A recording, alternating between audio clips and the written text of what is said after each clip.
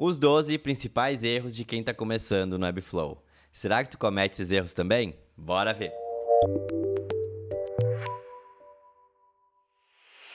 O primeiro erro de iniciante é não nomear corretamente as classes. É aquele desenvolvedor que está começando e deixa tudo bagunçado aqui no Navigator, onde a gente vê as estruturas do site. É quando a gente deixa o Webflow nomear as classes automaticamente. Então, nesses projetos, temos nomes como Section 3, DivBlock 999 e Image 84, por exemplo.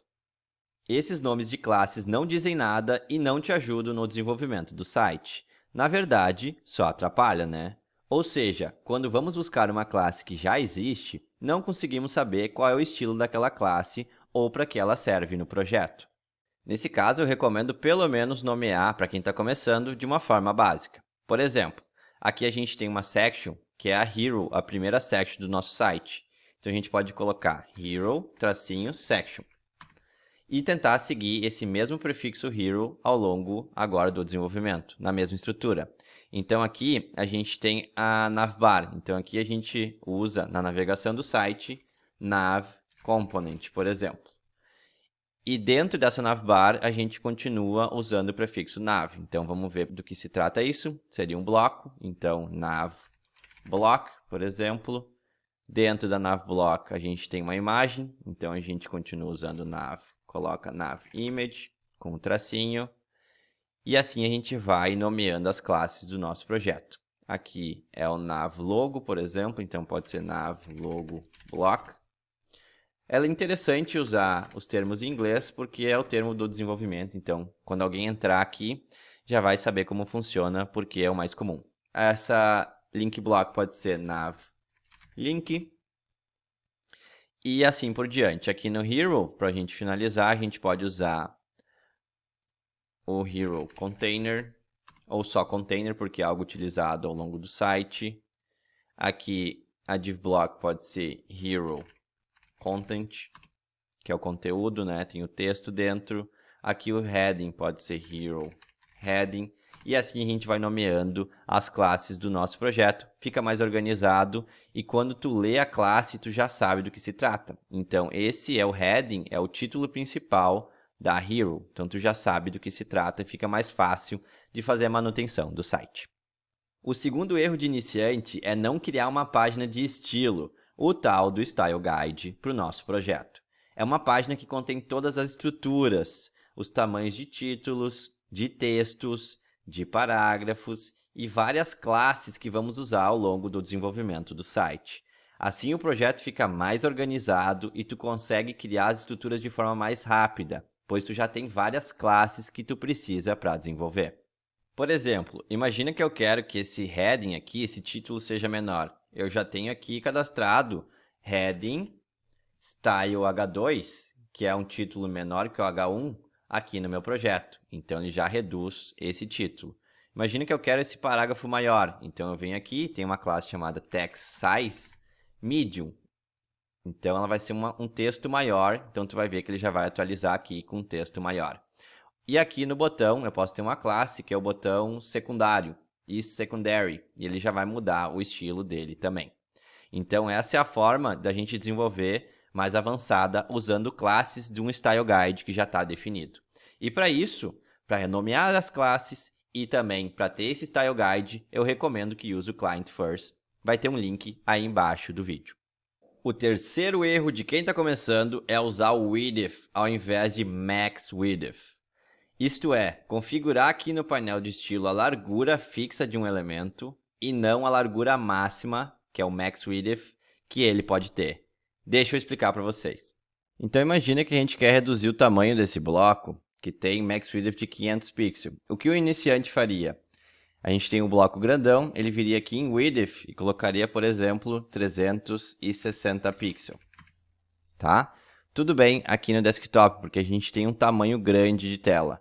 Mas quando a gente vem aqui para os celulares, tu vai ver que como a gente está usando uma medida fixa de 360 pixels, ele vai respeitar essa medida e ele vai ficar bugado aqui, ó, fora da tela. Porque essa tela aqui, como padrão, tem 320 pixels, por exemplo. Então, ele começa a bugar aqui nos celulares. Então, o recomendado é sempre usar, ao invés de width, a gente reseta aqui a informação e a gente usa o Max Width, que é o Max W aqui. Então, 360 pixels, funciona no desktop, e ele sempre vai ficar o máximo que ele pode dentro desse elemento que ele está dentro, até chegar em 360 pixels. Então, nos celulares, ele vai ficar certinho, porque ele ficou o máximo de tamanho que ele pode ficar, e quando ele chegar aqui embaixo, a gente vai ver, acima de 360 pixels, ele para de crescer. Ó, tá vendo? Então, ele respeitou aqui os 360 pixels, porque é o máximo que ele pode ficar. Mas se ele tiver que ficar menor, tudo bem, ele se ajusta e fica responsivo. Então, esse é o recomendado. Sempre que puder, sempre que tu precisa reduzir o tamanho de um bloco, não usa o width, usa o max width ao invés disso.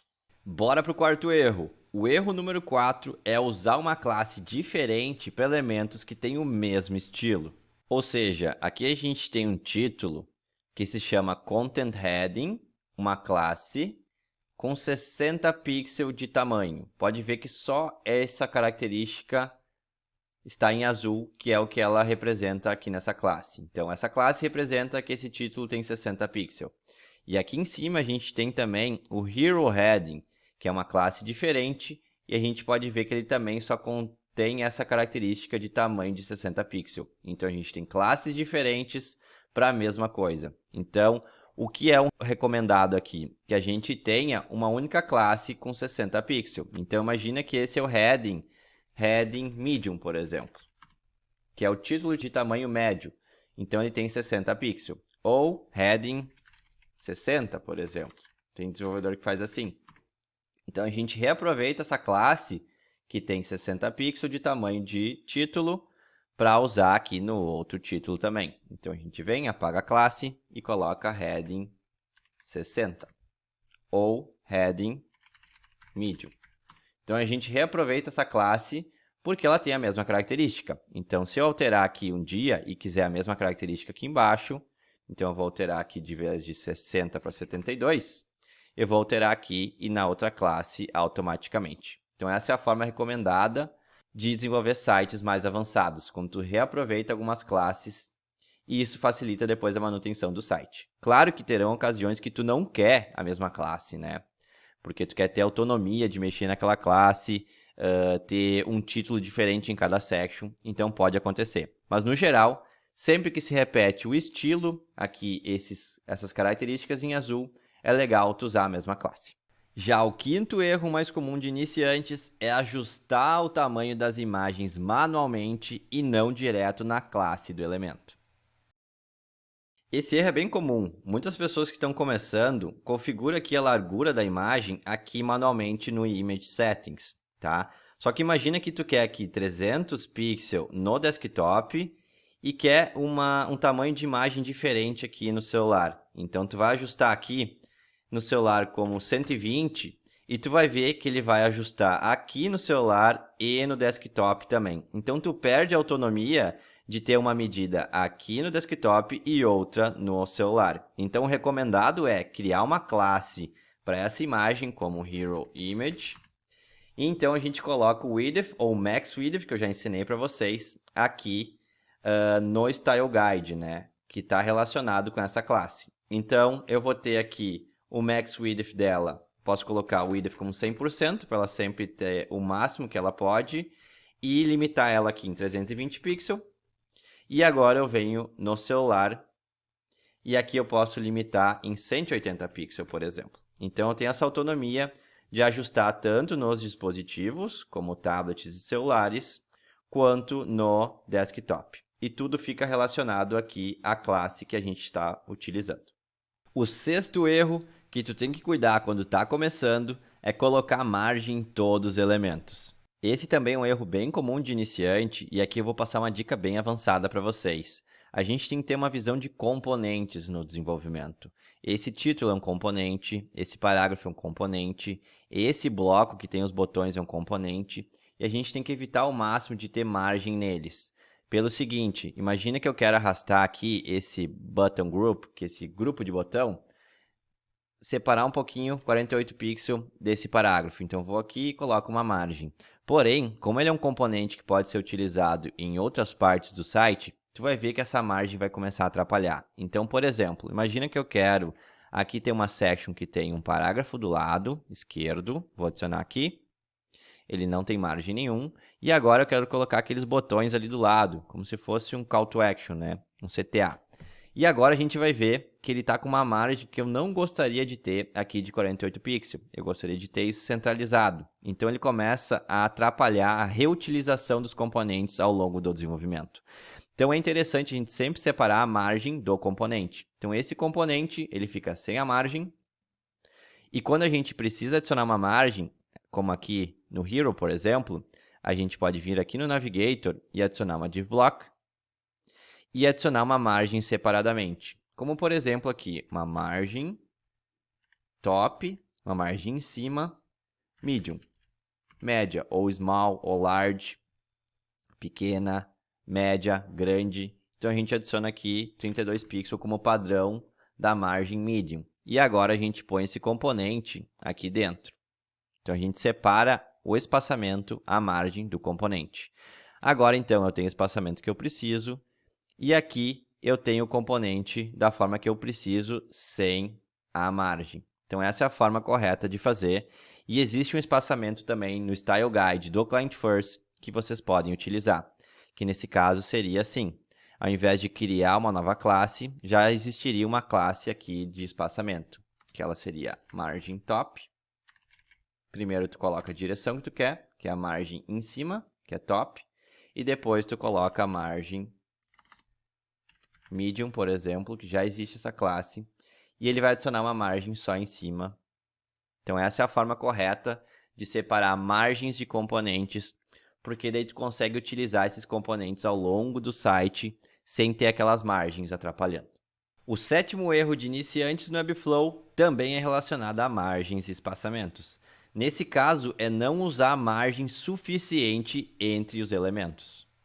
Essa é uma dica mais de design, mas eu acho super importante todo mundo saber. É importante ter espaçamentos, margens de respiro entre os elementos. Então, vou simular aqui esse site se não tivesse essas margens, tá?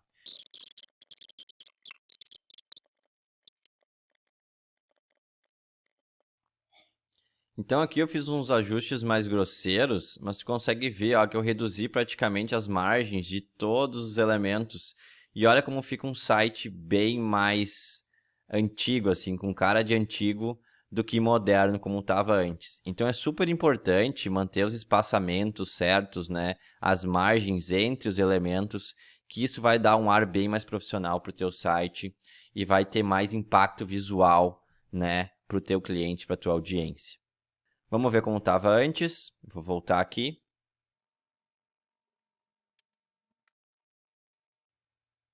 Assim é como estava antes, com margens entre os elementos e fica mais fácil de consumir a informação e de ver os elementos do site.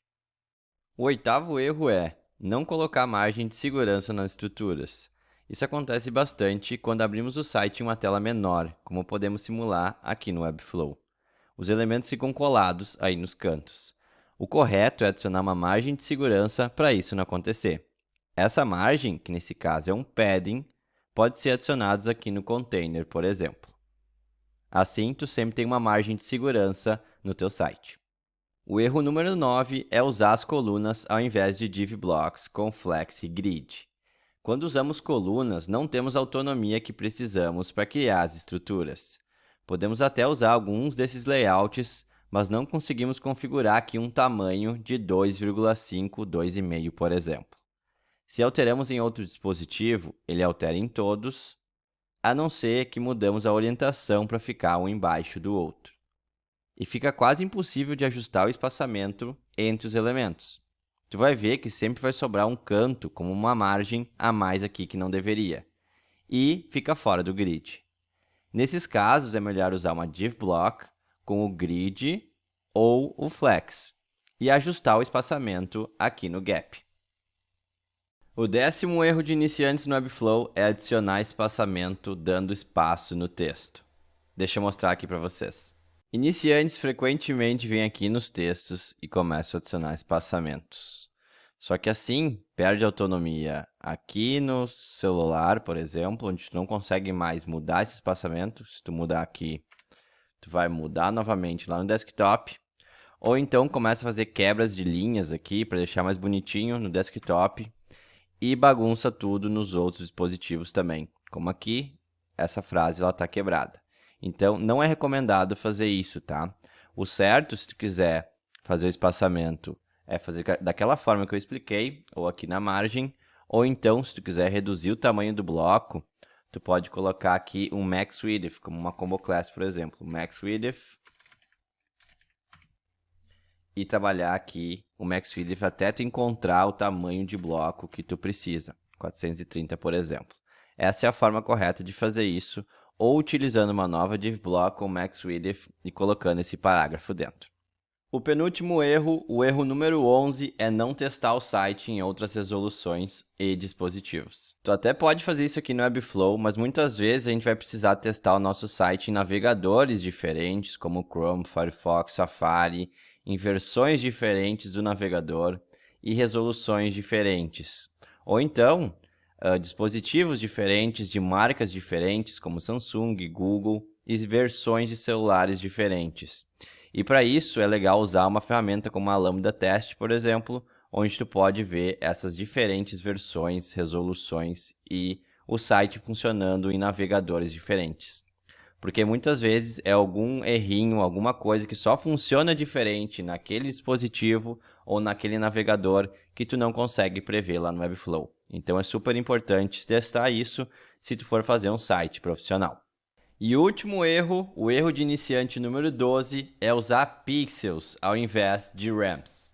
É recomendado o uso de RAMs por causa de acessibilidade. Imagine que uma pessoa não enxerga tão bem e quer aumentar os elementos aqui do site. Então ela tem uma deficiência visual, ela vem aqui nos settings do navegador dela, em Appearance, por exemplo, e quer aumentar a fonte do navegador para enxergar melhor. Então ela vem aqui e muda de Medium, que é o recomendado, para Very Large. Então tu vai ver que os elementos ficam maiores e mais fáceis de serem enxergados. Só que quando a gente vai para o nosso site, a gente vê que ele não altera o tamanho dos elementos. Isso é porque ele está em pixel. Então a gente tem que fazer o seguinte, vir aqui nos elementos e transformar todos eles em RAMs. Então deixa eu mostrar para vocês. Imagina que tu tem aqui um tamanho de título de 60 pixels, tu vai transformar em RAM. Para fazer isso, tu vai dividir por 16 e colocar a tagzinha RAM. Então vamos lá, o campo do Webflow já faz isso. Tu vem aqui, seleciona, escreve 60 dividido por 16 e escreve RAM. É o equivalente a 3.75 RAMs. O mesmo aqui nesse parágrafo. Então a gente vem 20 dividido por 16 e escreve RAM, 1.25 RAM. Agora a gente vai publicar então um site e a gente vai ver que ele vai se atualizar para respeitar o tamanho da fonte que foi configurada no navegador. Vamos aqui, vou dar um refresh. E a gente vê que ele aumentou a fonte, respeitando a fonte do navegador. Então, em questão de acessibilidade, isso é o mais recomendado. Não usar pixels e usar RAMs em todos os elementos do nosso site. Então, esses são os principais erros de quem está começando no Webflow. Erros pequenos, detalhezinhos, mas que fazem toda a diferença no desenvolvimento de sites. Se tu tem interesse em aprender mais sobre Webflow, eu tenho um curso de Webflow aqui no Brasil, onde eu aprofundo mais esses itens. O link do curso está aí embaixo do vídeo. E muito do que eu falei é relacionado ao Client First da ThinkSuite. Então, se tu quer ser um profissional melhor, desenvolver sites mais rápido, de uma forma mais produtiva e organizada, eu recomendo que tu use o Client First também. O link do Client First também está aí embaixo do vídeo. Muito obrigado, se vocês gostaram do conteúdo, clica aí no curtir e se inscreve no canal que ajuda bastante. Obrigado e até mais!